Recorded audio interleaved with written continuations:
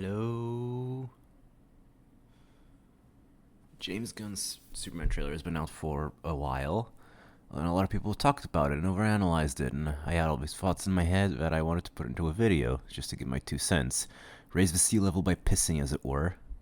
So to start, I should explain my history of Superman. I was never a big fan of him as a kid. I didn't like that he was an all-powerful Boy Scout and just found him boring. Batman, on the other hand, was a brooding, billionaire orphan playboy who dressed in all black and broke the spines of criminals, so kid me loved him, only getting appreciation for Superman when the DCEU, not because of James Gunn's DCU, started with Man of Steel. I enjoyed it. I thought it was awesome. But give me a break. I was like 12, almost 13 at the time, so it appealed to me. And skipping over the rest of the DCEU for brevity, and all the stuff to do like Martha and all that other shit, I ended up watching EFAP's reviews and breakdowns of Snyder's works, and the reactions as well, and realized how bad they were. Who uses laser? They worked really good the one time you used them on them. Bred to be a warrior, Cal. Trained my entire life to master my senses. Where did you train? On a farm! Like a farm boy. I love that little farm boy.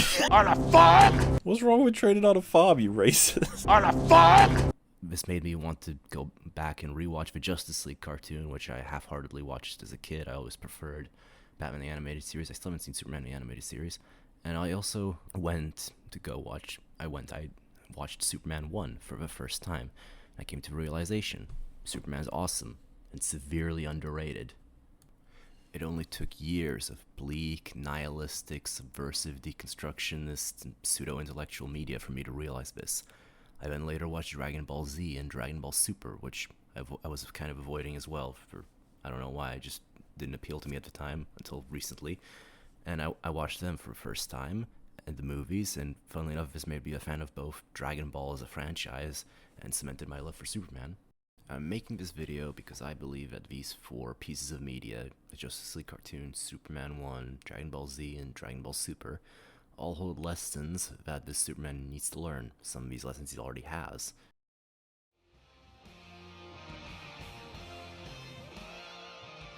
Starting off, this gives me opportunity to talk about the Worf effect, named after Lieutenant Worf from Star Trek The Next Generation and Deep Space Nine. The effect involves taking the toughest fighter the good guys have and beating the shit out of him to prove the villain is a threat.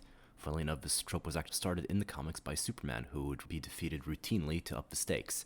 Justice League and Justice League Unlimited carried on this proud tradition, with Superman routinely getting beaten or otherwise incapacitated. This eventually led to the series finale having Superman go all Saiyan and give Darkseid the famous World of Cardboard speech. I feel like I live in a world made of cardboard, always taking constant care not to break something, to break someone. Never allowing myself to lose control, even for a moment, or someone could die.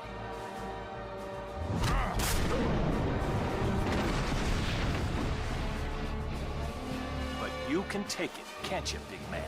What we have here is a rare opportunity for me to cut loose and show you just how powerful I really am.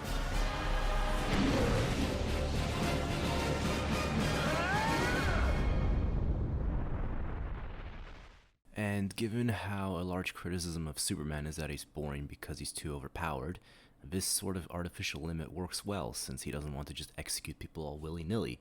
And this brings me neatly to...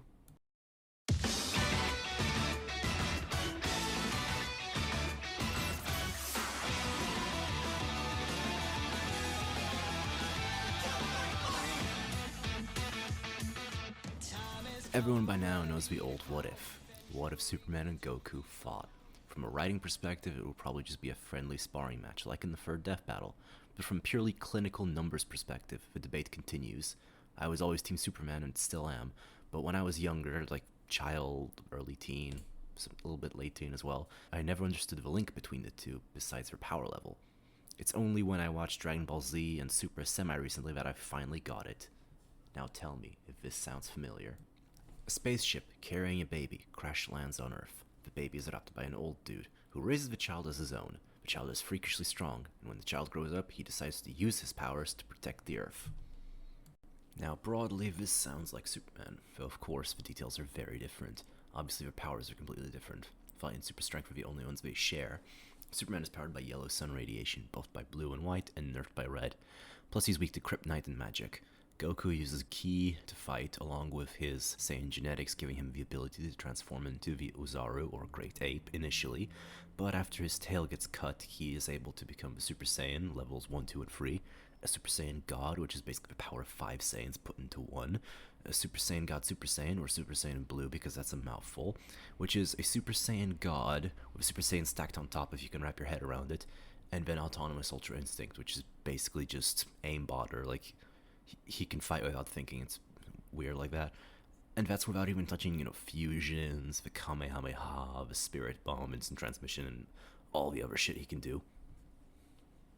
But what I'm more interested in, and probably a lot of others are as well, is their characters. For Superman, fighting is a means to an end. For Goku, fighting is an end unto itself. This quote also reflects on their philosophies. Superman fights because he has to, because he knows no one else can. With great power comes great responsibility. Goku fights because he loves fighting. It's literally in his DNA. Superman doesn't like to kill, primarily for moral reasons, like most superheroes, because John can't raise them right. Death is a tragedy, but sometimes necessary and unavoidable, like with Zod. Goku's aversion to killing is similar, but the presence of the titular Dragon Balls makes death less severe. A whole planet got wiped, wish him back, simple as. His avoidance is mainly because of his love of fighting. Why kill someone powerful if you could reform them and have a new sparring partner?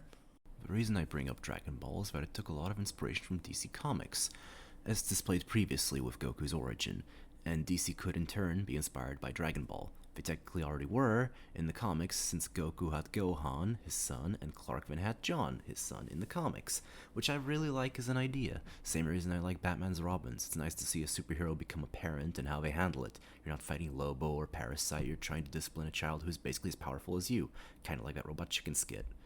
Plus, it's kind of wholesome, which is what Superman should be. Wholesomeness was something that I also really appreciated about Dragon Ball, which was surprising given it's a show about aliens and later gods fighting to the death.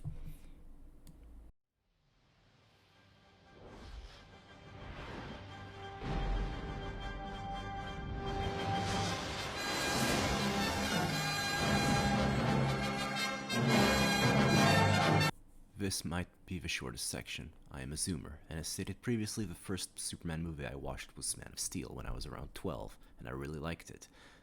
Then I watched EFAP's reactions and breakdowns, and my opinion of the film was greatly diminished. I then decided to watch the Richard Donner Superman, starring Christopher Reeve, and I was surprised. I was expecting it to be one of those old movies you watch and you're like, I don't like it, but I recognize its quality and respect it. But I ended up loving it. Similar to my experience watching the original 12 Angry Men, the black and white one. Specifically, my favorite part of the movie, and the thing I want to discuss, is Reeves' portrayal of Clark Kent, and the way he seamlessly jumps to and from Superman. The scene is a perfect example of this.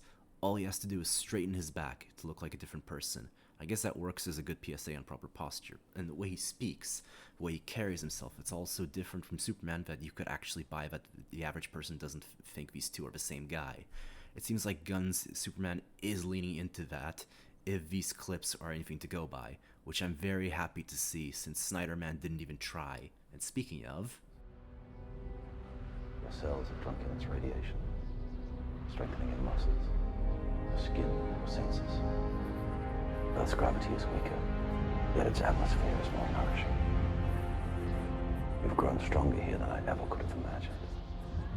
The only way to know how strong is to keep testing the limits.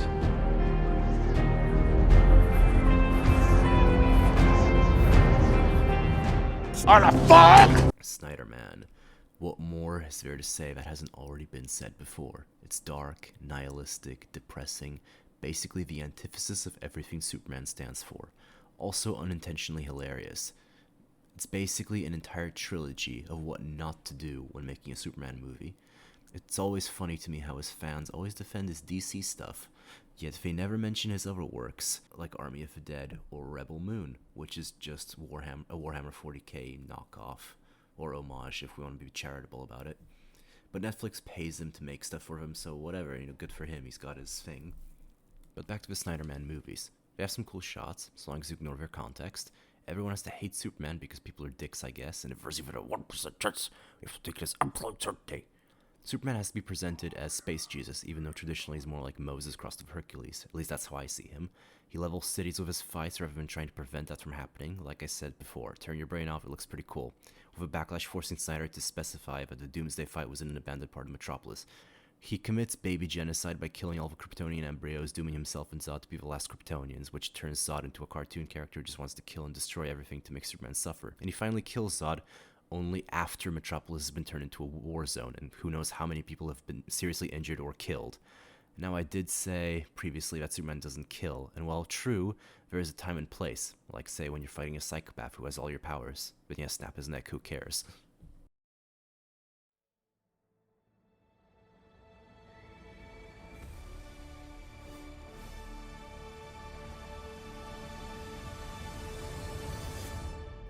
In conclusion, I have a relatively good feeling about James Gunn's Superman movie. Superman saving a child, Crypto, Lex, Lois, Jimmy, everything looks good. Superman being bloody and beaten, bad way to start a trailer after a reign of subversion, but it's a good way to convey vulnerability to the general audience, who sees Superman as an unstoppable and indestructible god. The casting looks good, except Nathan Fillion, who should have been Hal Jordan instead of Guy Gardner. It's a controversial take, I know. My only fear is that this is James Gunn, so there's a non-0% chance that he will take it to the opposite end of the spectrum and turn it into a farce. This will basically be Gunn playing, or rather writing, against type. He just has to make sure that the movie is positive and uplifting, obviously have humor, just don't overdo it, and most importantly, take it seriously and make it earnest for the love of God. I know Gunn isn't a millennial, but avoid the millennial urge to make everything self-aware and cringe. Just give me some good character work, good action, non-cringe dialogue, and don't overuse the JSA. Preferably, they should just have a minor role. This is a Superman movie after all. Make up a justification about how only Superman can defeat the villain, be it Lex, the Engineer, whatever. But yeah, if you listen to me ramble and rant till the end, thanks. This feels weird.